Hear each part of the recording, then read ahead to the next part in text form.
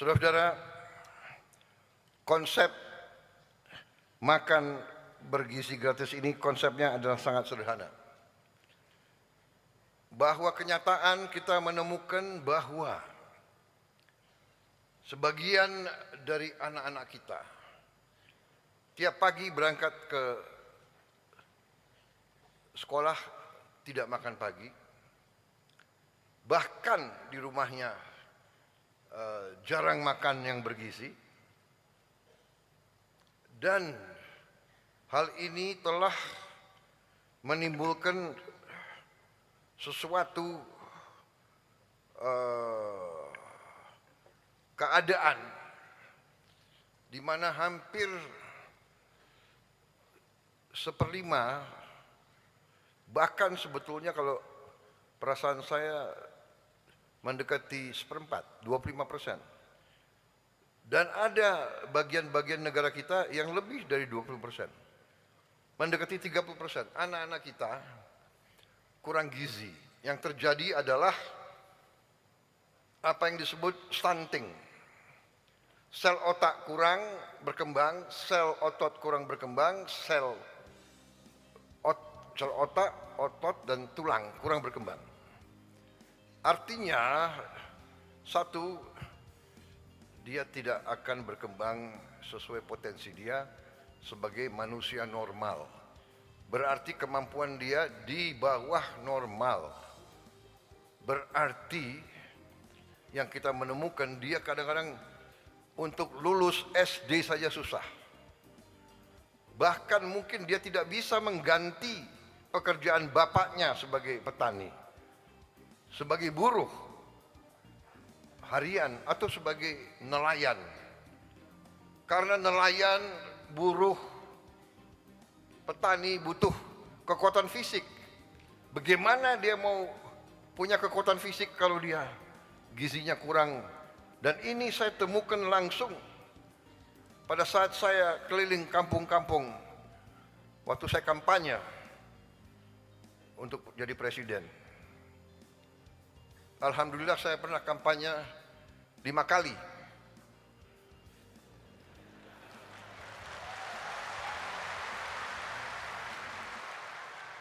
Loh, kenapa belum apa-apa kalian sudah ketawa?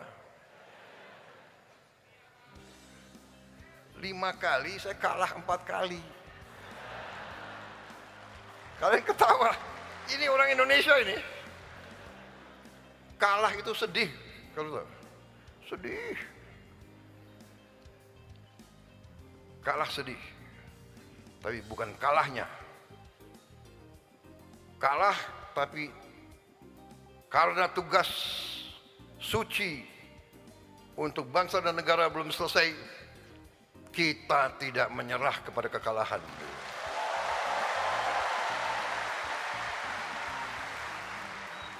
Jatuh, bangun lagi. Jatuh, bangun lagi. Jatuh lagi, bangun lagi. Jatuh lagi, bangun lagi. Kita yang penting bangkit lagi dan meneruskan pekerjaan.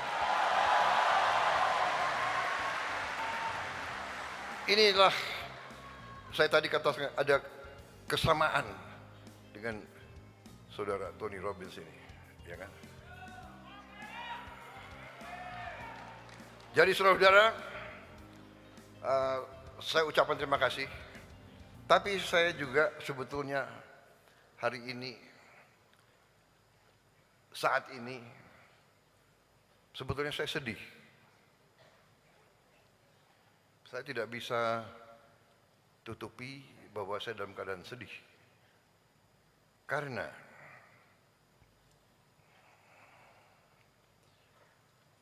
saya terpaksa mengganti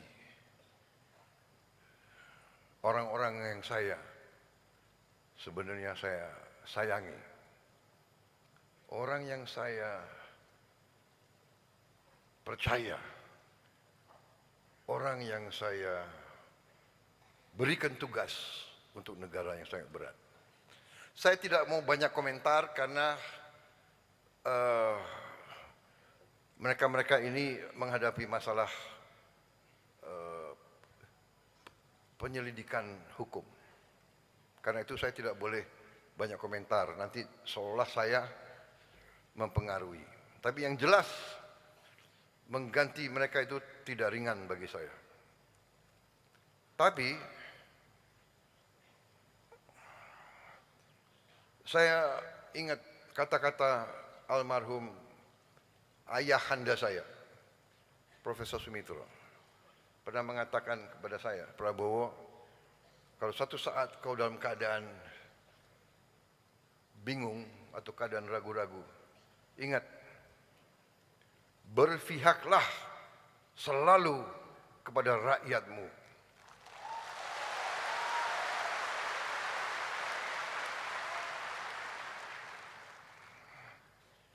Jadi memang sudah berapa saat saya mendapat laporan, ada kekurangan-kekurangan, ada kejanggalan-kejanggalan, ada indikasi-indikasi penyelewengan-penyelewengan dari pimpinan. Dalam setiap organisasi selalu pengaruh pimpinan sangat besar. Pemimpin baik, organisasi baik. Pemimpin tidak baik, organisasi tidak baik. Apalagi pemimpin tidak benar, tidak kompeten, atau tidak jujur. Jadi saudara-saudara, waktu saya mendapat laporan-laporan itu, saya panggil kepala BPKP, Badan Pemeriksa Keuangan Pemerintah, dan juga kepala PPATK, dan saya panggil beberapa pejabat lain. Saya tanya, tolong, saya mendapat laporan tentang BGN. BGN ini suatu program yang sangat-sangat penting bagi bangsa dan negara, menyangkut rakyat kita yang sedang perlu bantuan afirmatif, bantuan berpihak. Dan semua negara yang maju, yang saya lihat, negara-negara yang maju menggunakan makan untuk anak-anak sekolah, untuk mengurangi kemiskinan, untuk memperbaiki fisik dan kecerdasan generasi-generasi yang penerus. Jadi program ini adalah sangat penting. Dan program ini kalau berhasil akan menimbulkan suatu kemajuan yang sangat besar untuk ekonomi kita. Saudara-saudara, kalau dapur-dapur berhasil, kalau program-program ini berjalan dengan benar, berarti ekonomi di desa akan hidup. Petani-petani akan meningkat penghasilannya. Dia tidak akan diganggu oleh tengkulak. Dia bisa mendapat suatu jaminan produknya, hasil keringatnya bisa diserap, bisa dibeli, dan dia bisa menjalankan kehidupan yang lebih baik. Saudara-saudara, kalau nanti program ini berjalan di puncaknya, kita bisa memberi makan 80 sekian juta, 83, 85 juta, 30.000 dapur berjalan dengan benar dan baik. Kita bisa menghasilkan 1,5 juta pekerjaan formal, dan mungkin 1,5 juta lagi pekerjaan yang nyata di ekonomi pedesaan. 3 juta lapangan kerja. Uang yang beredar di desa akan sangat besar. Jadi saudara-saudara, saya yakin dan saya percaya program ini akan berhasil.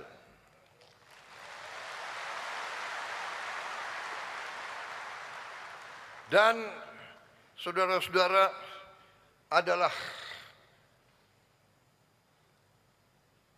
salah satu unsur utama dari keberhasilan program ini.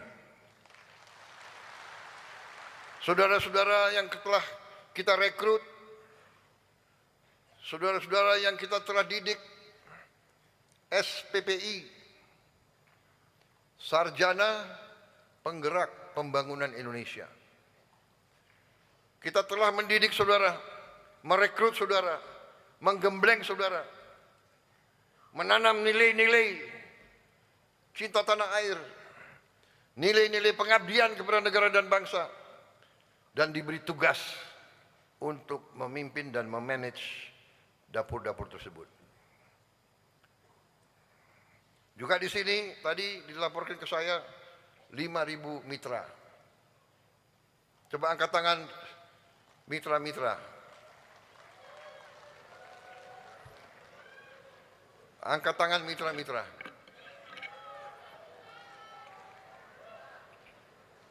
Biar saya lihat tampang-tampang kalian.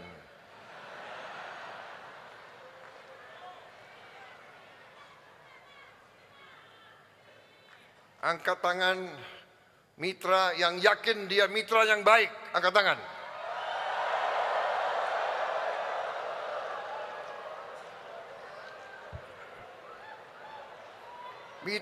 Oke, turun mitra yang baik. Turun mitra yang baik. Mitra yang brengsek, angkat tangan, angkat tangan.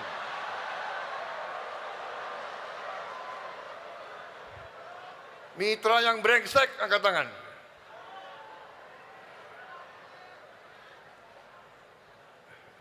Enggak ngaku ya.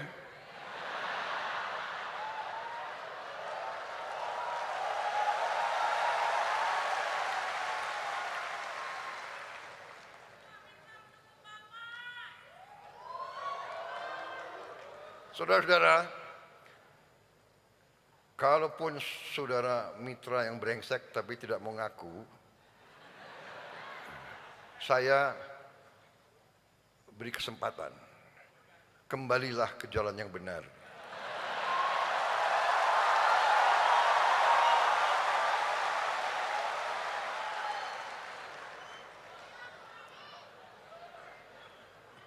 Kembalilah ke jalan yang benar, dan kalau saudara yang cepat-cepat lapor ngaku, insya Allah selamat. Kalau saudara merasa saudara bisa lebih pintar dari NKRI, ya coba aja. Ya. KPK semua, penegak hukum harus kita perkuat. Karena saya tidak mau NKRI dilecehkan. Saya tidak mau bahwa pemerintah Republik Indonesia tidak dihormati. Saya tidak mau uang rakyat dicuri. Saya tidak mau uang rakyat dicuri.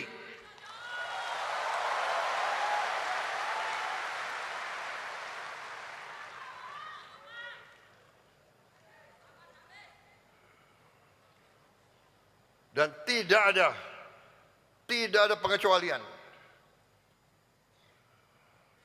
Saya katakan berat bagi saya. Waktu saya tanda tangan, berat. Ini orang yang saya angkat.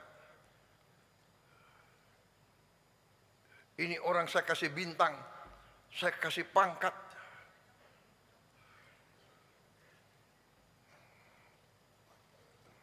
Jadi saudara, soalnya waktu saya minta mitra yang brengsek, nggak ada yang angkat tangan ya, sudah ya.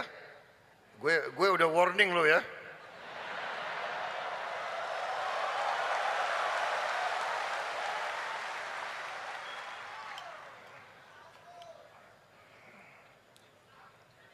Saya kira cukup sekian ya. Wassalamualaikum warahmatullahi wabarakatuh.